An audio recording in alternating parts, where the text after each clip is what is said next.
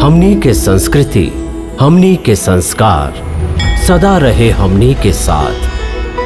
भारत के महान ग्रंथ और काव्य सब के संपूर्ण संकलन सब्सक्राइब करें तिलक।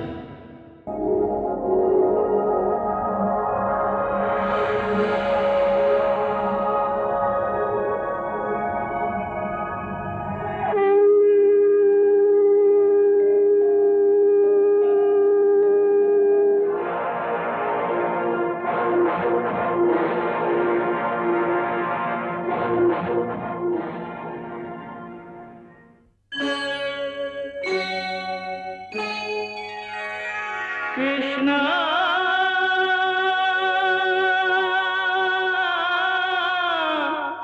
कृष्णा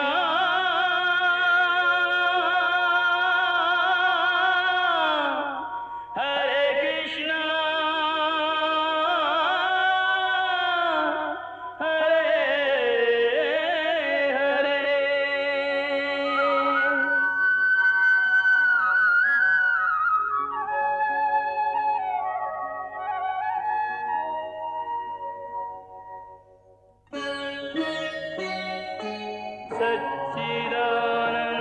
सच्चिदानन्दरूपाय विश्वोत्पत्त्यादिहेतवे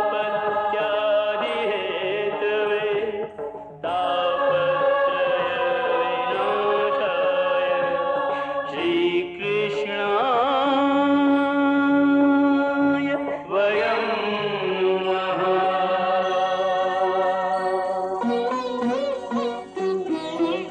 श्रीकृष्ण गोविंद हरे मुरारे, हे नाथ नारायण वासुदेव। हरे कृष्ण राधे राधे कृष्ण कृष्ण हरे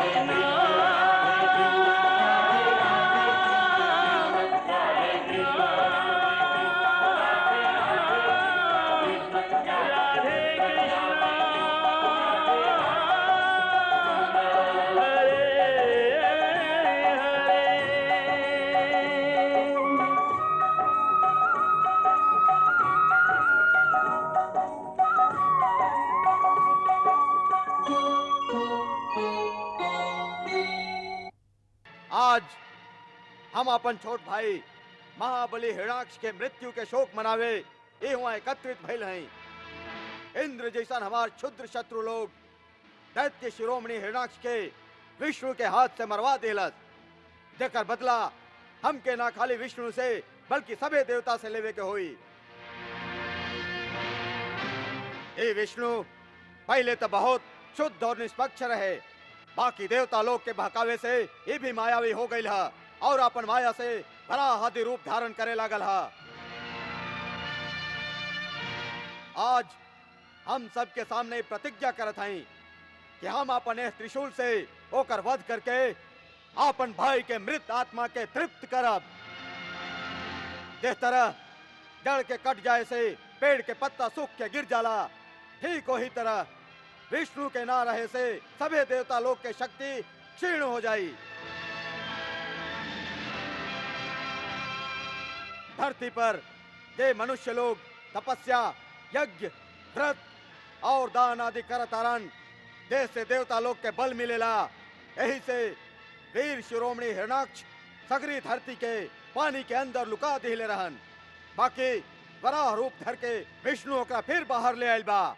यही से तू सब लोग यही समय धरती पर जा और वहाँ जे लोग तपस्या, यज्ञ, व्रत और दान आदि करतारन उस सबके नाश कर दा।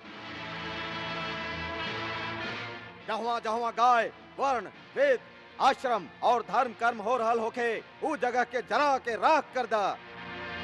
जैसे देवता बलहीन हो जाई हैं। हम यही समय असुरन के कुल गुरु शुक्राचार्य के पास जाके उनका से सभी देवता पर विजय प्राप्त करे के उपाय पूछा था। जा और जाके मृत्यु लोक में आतंक मचा दा। जा।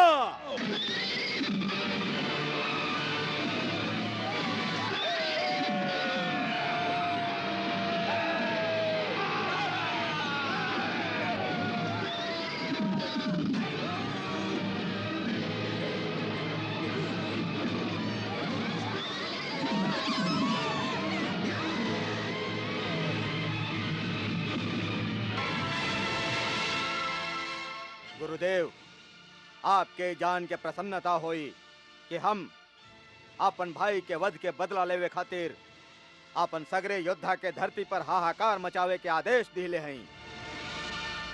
अब हम सभे देवता के निस्तेज करके इंद्र के साम्राज्य पर भी अपन अधिकार जमावल चाहत हैं। बताएं गुरुदेव, एह काम के सिद्धि खातिर शक्ति संचित करे के उपाय का है? राजन, संसार में शक्ति प्राप्त करे के खाली एक ही उपाय है, तप, तपस्या। खाली तपस्या ही सभी शक्ति के उद्गम स्थान है। इंद्र से लेके स्वयं ब्रह्मा तक सभी देवता तपस्या के द्वारा ही शक्ति प्राप्त करेलन।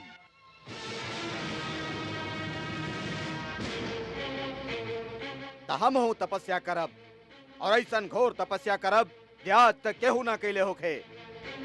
आप हमार मार्गदर्शन करें। राजन, यदि हमरा द्वारा बतावल गई विधि के तू पूरा तरह से निभा सका, तो तीनों लोक में तोरा से ज्यादा शक्तिशाली और केहू ना हुई। गुरुदेव, हम मन, वचन और कर्म से आपके हर आज्ञा के पालन करब।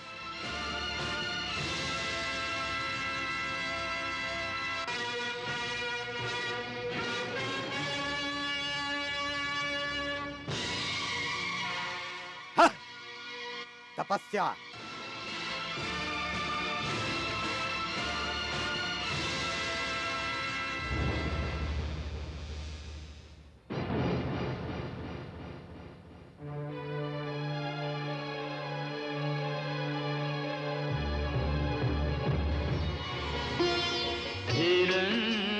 हिरण्यकशिपु हठ योगी नृप अजबा जप अविराम करे। निर्निमेष निःशेष निरंतर स्मरण इष्ट का नाम करे।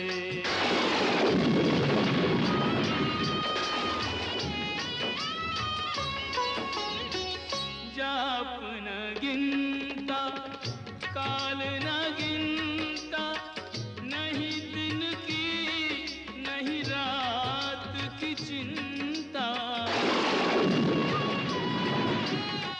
त्याग तामसिक वृत्ति तपोनिधि, अर्जित आठों याम करे।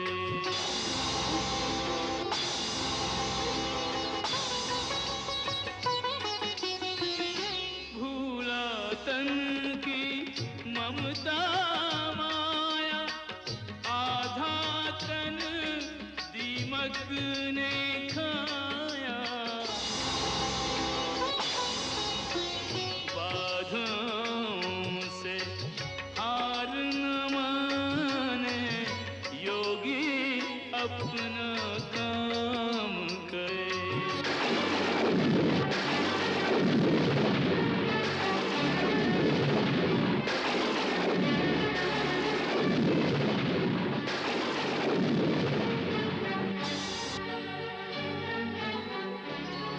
धरती डोली अंबर कांपा, देख के तप घन घोर।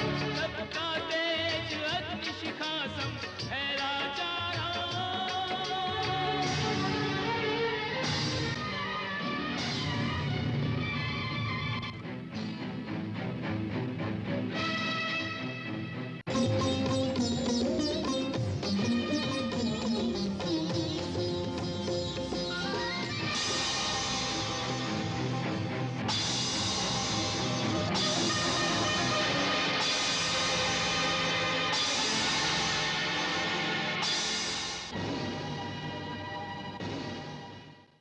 जब ओकर तप के अग्नि शिखा से देव लोग भी जरे लागल, त सगरे देवता घबरा के ब्रह्मा जी के पास गईलन।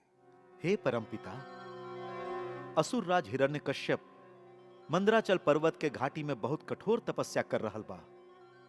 दीमक और कीड़ा ओकर सगरे मांस खा डरलस। खाली हड्डी में अटकल प्राण के सहारे वो घोर तपस्या कर रहल बा।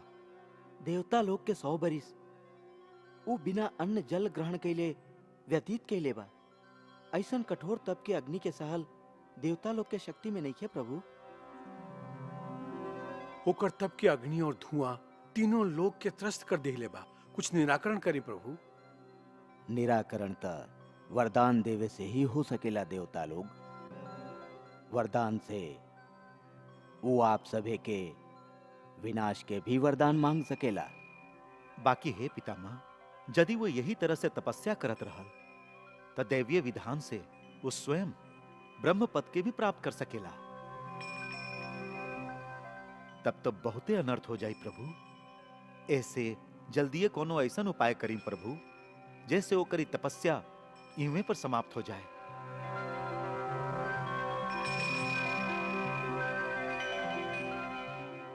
एवमस्तु।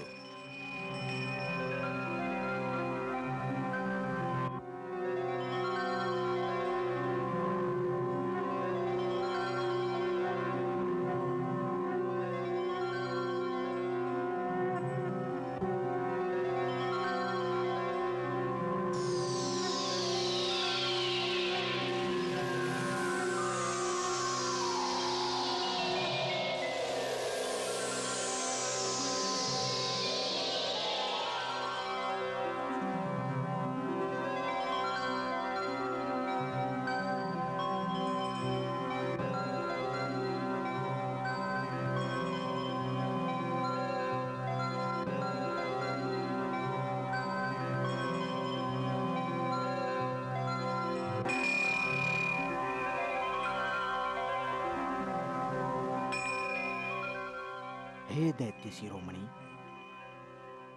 मृत्यु लोक के प्राणियन खातिर हम अमर लोक के प्राणियन के दर्शन कबो निष्फल ना हो सकेला। ऐसे जे इच्छा होखे बेखटके मांगला, हम अवश्य प्रदान करब।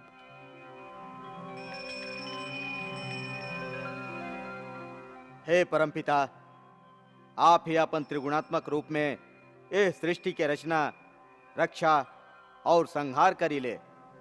हम आपके नमस्कार करत हैं।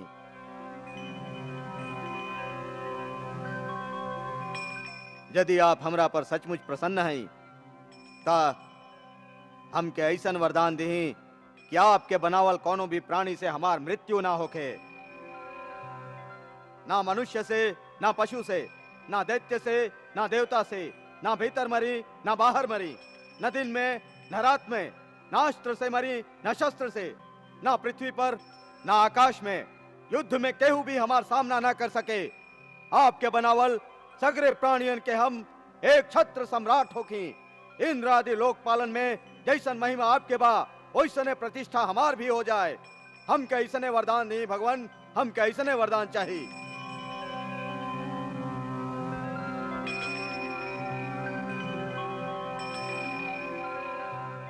बेटा, तू जे वर हमरा से मांगत आरा ऊ जीव खातिर बहुत ही दुर्लभ है। बाकी हमार गुरु शुक्राचार्य कहले रहन कि ऐसन कठिन तपस्या के बाद कोनो भी वरदान दुर्लभ ना होला। काओ झूठा आश्वासन रहे या हमके और तपस्या करे के होई। और तपस्या के आवश्यकता नहीं खे। गुरु शुक्राचार्य साच ही कहले रहन। ऐसन कठिन तपस्या ना पहले केहू कैले रहे, ना आगे केहू करी। हे दैत्यराज, जेवर तू हमरा से मांगा तारा वो दुर्लभ होखला पर भी हम पूरा तरह से आपके प्रदान करत हैं।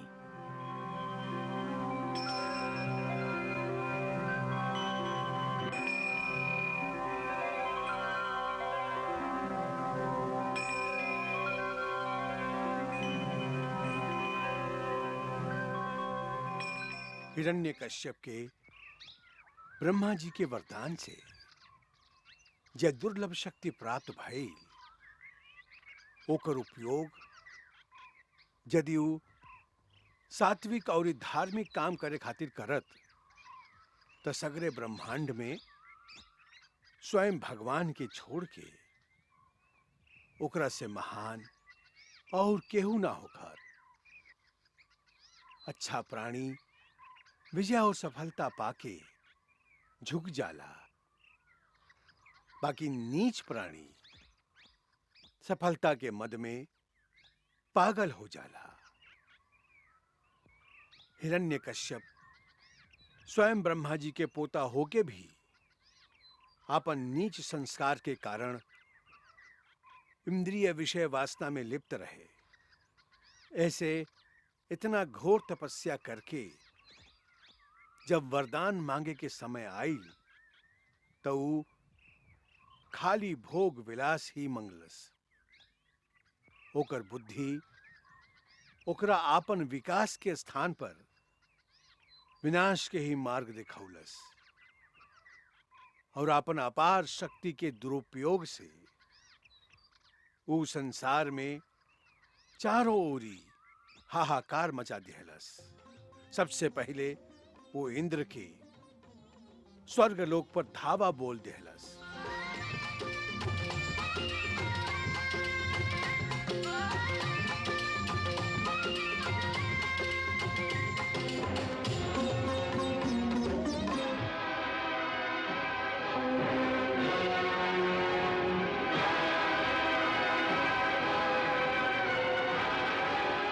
इंद्र भाग गईल। देवता परास्त हो गईलन। अब स्वर्ग पर भी हमार राज्य बा। ले चला इनका, सबके बंदी बनाला। हम यहाँ के भगवान हैं। हर केहू हमार पूजा करे। ये हमार पूजा ना करे वो संसार में जीवित ना रह सकेला। छोड़ दो।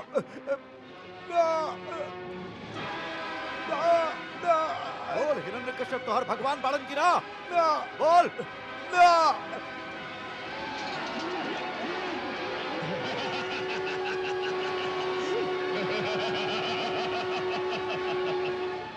तू सब भी हमार जय जयकार कर।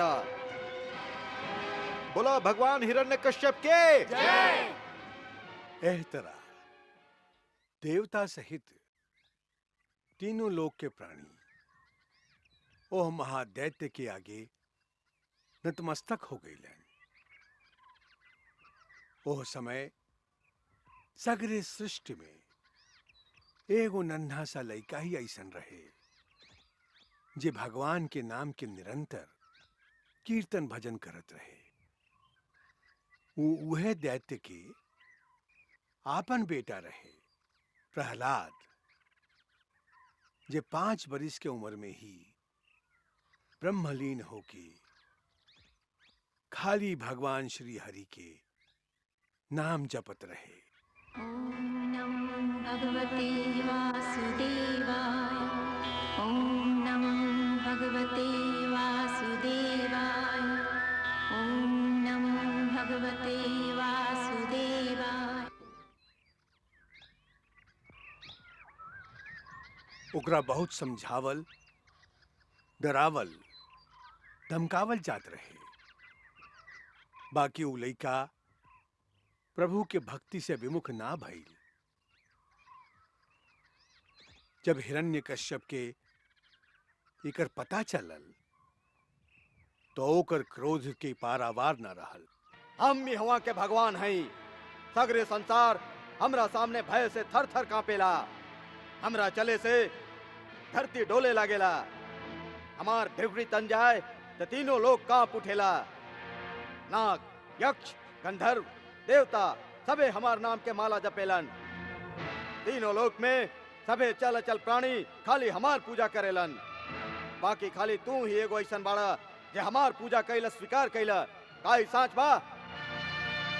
हाँ पिताजी, ई साच बा। काहे? काहे कि ई संसार भक्ति के कारण ना, भय के कारण आपके पूजा करके आपके अहंकार के बढ़ा रहल ह, आपके कुमार्ग पर चला रहल ह।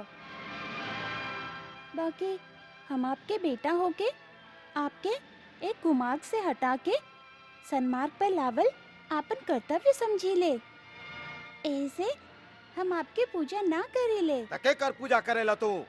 पिताजी, तीनों लोक में पूजा के योग्य तो एक ही बाड़न, अनंत अविनाशी परमेश्वर श्री विष्णु भगवान।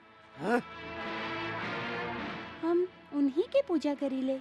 मूर्ख पुत्र, तू वो विष्णु के बात करत अरे जे हमार भय से ब्रह्मांड के त्याग के भाग गईल, जे हमार क्रोध के आग पल भर खातिर सहन ना कर सकेला।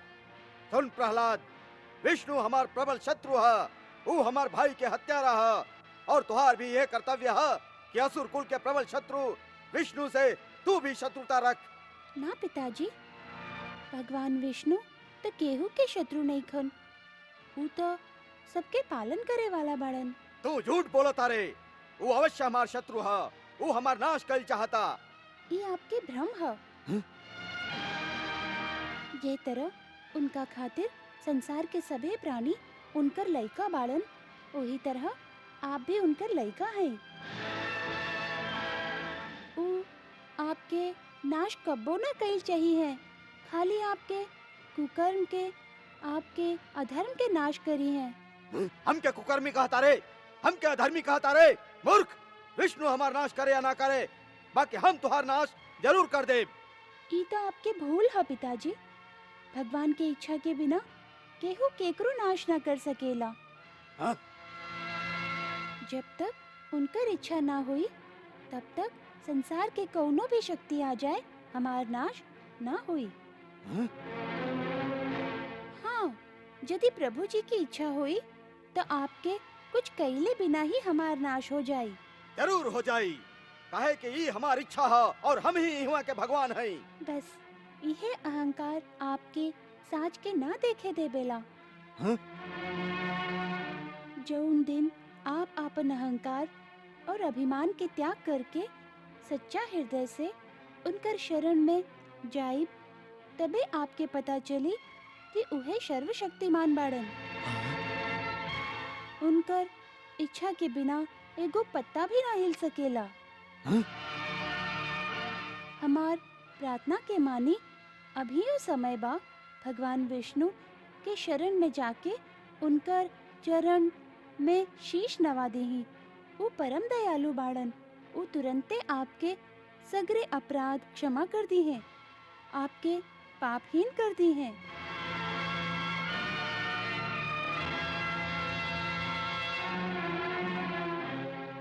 दैत्य लोग,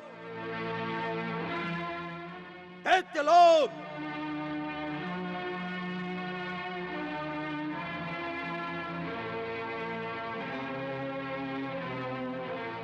ले जाए एकरा के और एकर जीभ काटता।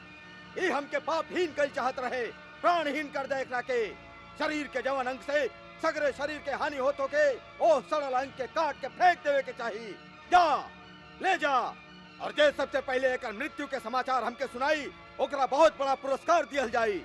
जा, ले जाए कुल कलंक के।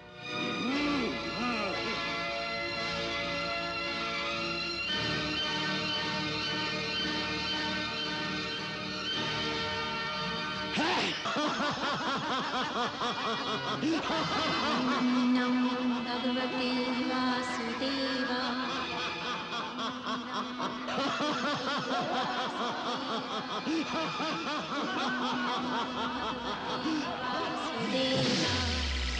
ओम नमो भगवते वासुदेवाय।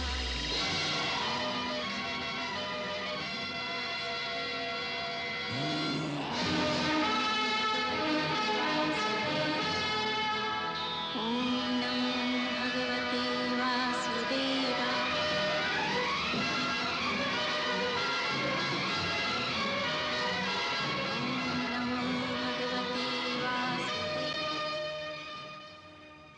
तू इतना लोग मिलके भी ओकरा के ना मार सकला। अस्त्र काम नहीं क्या करत, तो जाओ ओकरा पहाड़ के चोटी से गिरा दा। जा।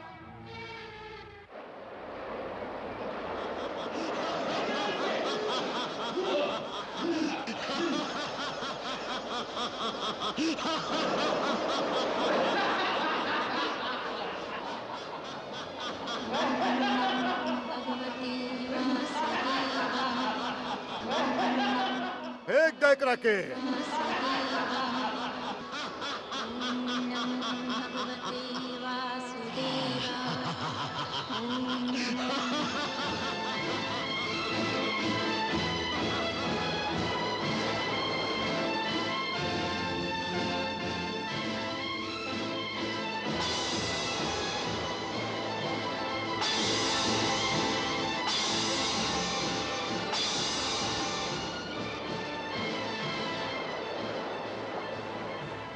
कहा पहाड़ के चोटी से गिरौला पर भी ना मरल ते जरूर कोनो मायावली का बा। भैया आपसे नहीं खे मरत तो हमरा हवाले कर दी। होलिका तू हं, पर तू का करबू? आप तो जानत हई कि हमके वरदान मिलल बा कि आग हमके ना जरा सके। एहे से हम ओकरा आपन गोदी में लेके चिता में बैठ जाई। ई लोगन से कह दही कि चारों ओरी से आग लगा देस, ऊ अपने आप भस्म हो जाई।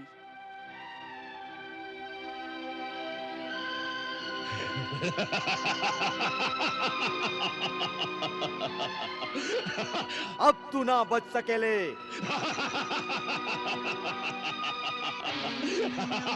भगवते वासुदेवाय। ॐ नमो भगवते वासुदेवाय। ॐ नमो भगवते वासुदेवाय।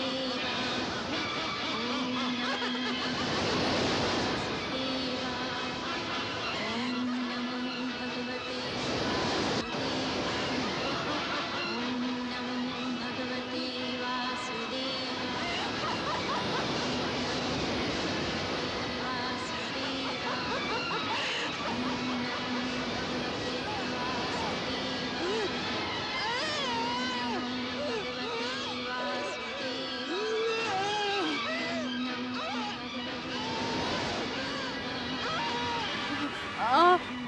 आग हमके जरा रहल बा। आग हमके जरा रहल बा। आग हमके जरा रहल बा। आग हमके जरा रहल बा। ई का हो रहल बा? ई धोखा बा। ई धोखा बा। का ब्रह्मा के वरदान झूठ रहे? का ब्रह्मा के वरदान झूठ रहे? हमारा वरदान झूठ ना रहे। तू होकर गलत प्रयोग कैले बाड़ू। हम तोहके ई शक्ति आपन सुरक्षा खातिर दिले रही। यदि होकर प्रयोग दूसरा के नाश करे खातिर कईल जाई तो ऊ स्वयं तोहरे विनाश करी।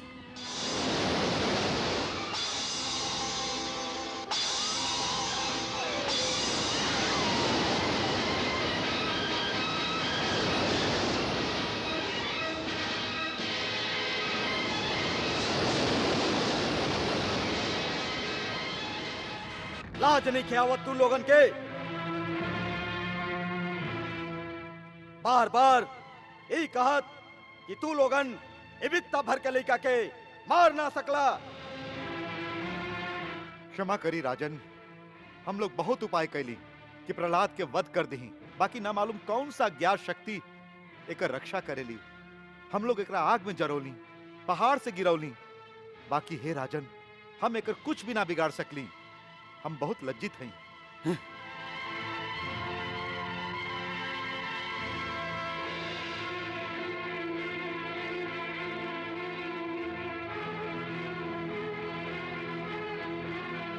मूर्ख, तू बहुत उदंड हो गई बाड़े। तू हमार अनंत शक्ति के चुनौती देहले बाड़े। हम अभी तोहके यमपुरी पहुंचावत हई। अब हम तुहार काल बन के तोहके धूल में मिलावत हई। तू के कर बलबूता पर इतना घमंड करता रे? ओकर बलबूता पर जे सबके बल ह। हाँ? पिताजी आपके भी उहे बल दे बेला, ना खाली हमार और आपके बल्कि संसार के सभी बलवान लोग के बल भी खाली उहे ह। हाँ? पिताजी भगवान श्री हरि बहुत ही दयालु बाड़न। एही से अभी समय बा कि आप आपन घमंड के त्याग के उनकर शरण ले ली हैं। वो जरूर आपके अपराध क्षमा कर दी हैं। आप क्रोध के त्याग करें पिताजी। हाँ, इतना छोट सा आयु में इतना लंबा जीव। अरे अभी तो तू हमार खड्ग जितना उच्च भी ना भइल बड़े और हमके शिक्षा देवे लगले। पिताजी आप फिर भुला रहल हैं। आप जेकरा हमार छोट सा आयु कहत हैं वो हमार ना, हमार ए शरीर के आयु है। पिताजी हम ए शरीर के अंदर आत्मा के रूप में वास करी ले। ओकर आयु तो अनंत बरिस के है। वो नित्य है। और फिर जेकरा हम आत्मा कहत हई वो भी अंतिम सत्य नहीं खे।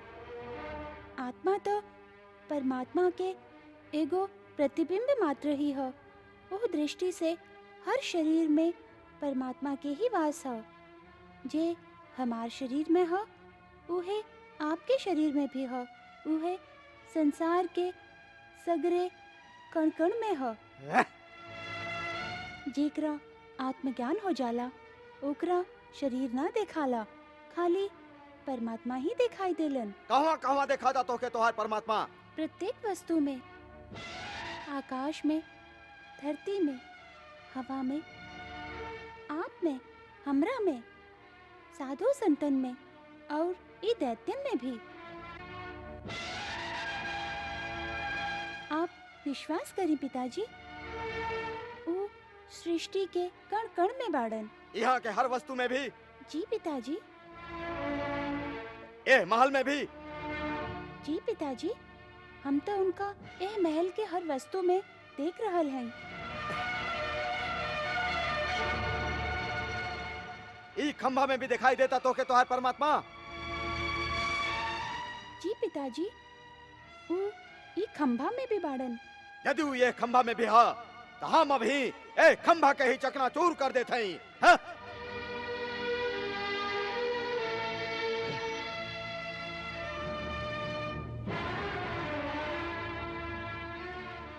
यदि ये खंभा में भी तोहार भगवान है तो आज ना ही खंभा रही ना तोहार भगवान। यदि शक्ति है तोहार भगवान में तो बोल ओकरा से बचा ले अपने आप के, बचा ले अपने आप के।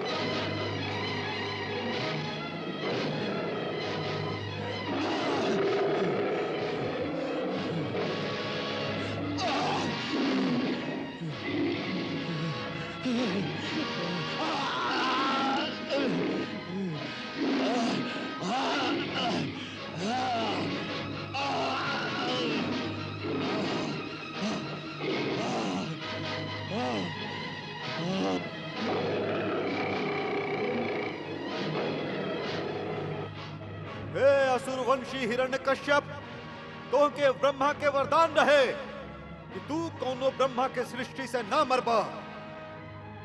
ऐसे भगवान नरसिंह ब्रह्मा के सृष्टि से नहीं खन। ई ना नर बाड़न ना पशु, ना देवता बाड़न ना दैत्य। ए समय ना दिन बा ना रात, सांझ के समय बा। तो के ना अस्त्र से मारल जा रहल बा ना शस्त्र से। तो के नरसिंह भगवान आपन नक्श से मारा तारन।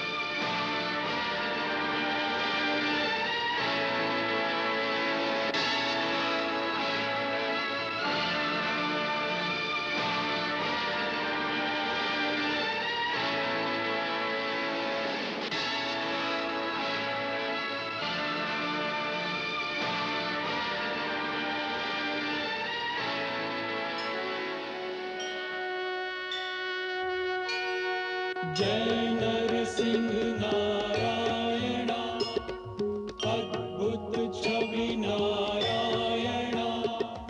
जय नर हरि नारायणा, ओम नमो नारायणा।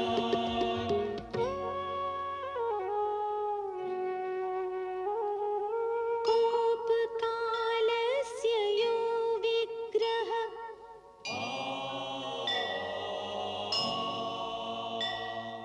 यो हिरण्यकशिपु रिपुः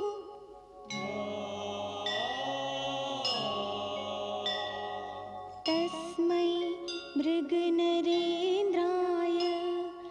नरसिंहाय नमो नमः।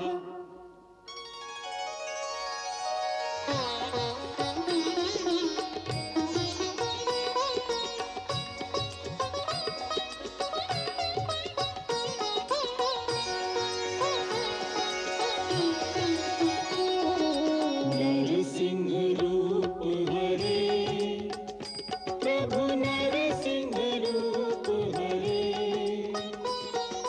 शांत शांत जगदीश्वर, कृपा करो परमेश्वर। चरण गहे तुम्हारे। ओम जय नरसिंह हरे, ओम जय नरसिंह हरे।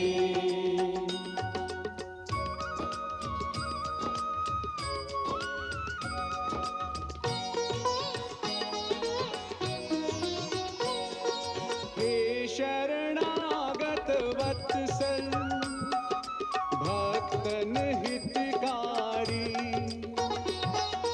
तुम्हारा जस गावेंगे, युग युग नर नारी। हे प्रहलाद के रक्षक, हे पालक यह बालक चरणन शीस धरे। ओम जय नरसिंह हरे, नरसिंह रूप हरे, प्रभु नरसिंह रूप हरे। करुणा सिंधु कृपानिधि, दीन दयाल दयानिधि, रक्षक तुम हमरे। ओम जय नरसिंह हरे, ओम जय नरसिंह हरे।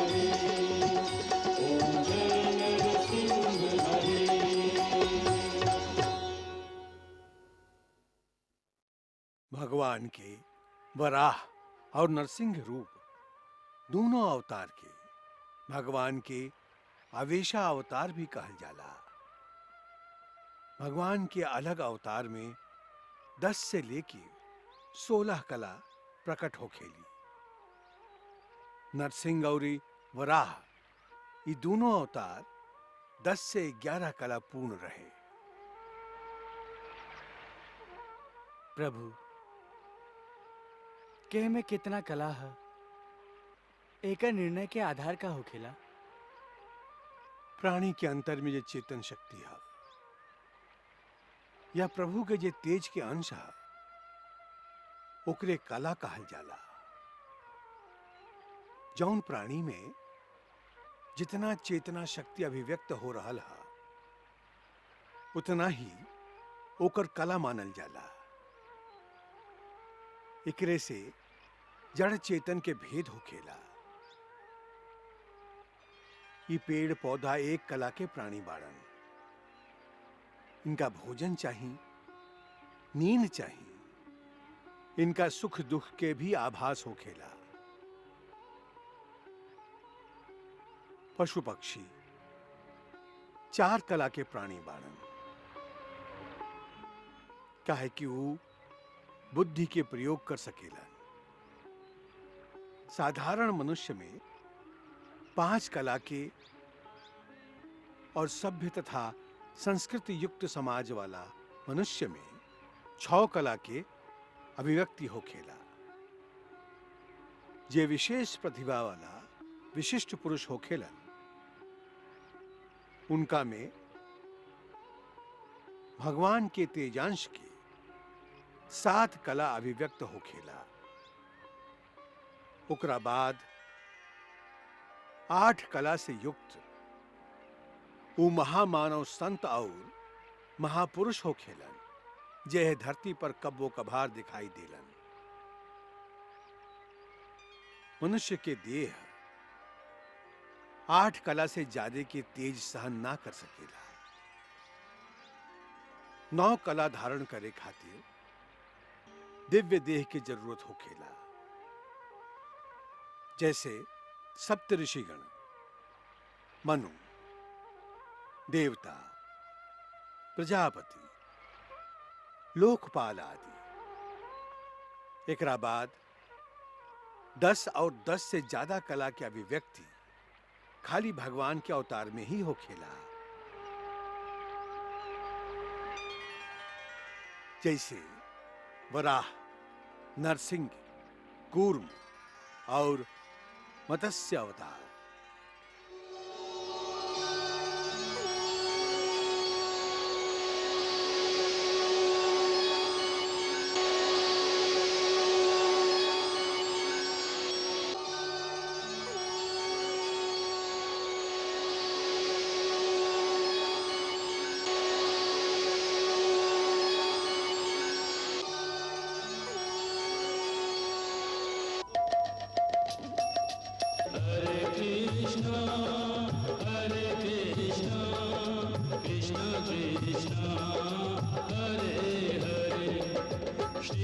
श्रीकृष्णचरितं गुणानुवादं तत्प्रेरणा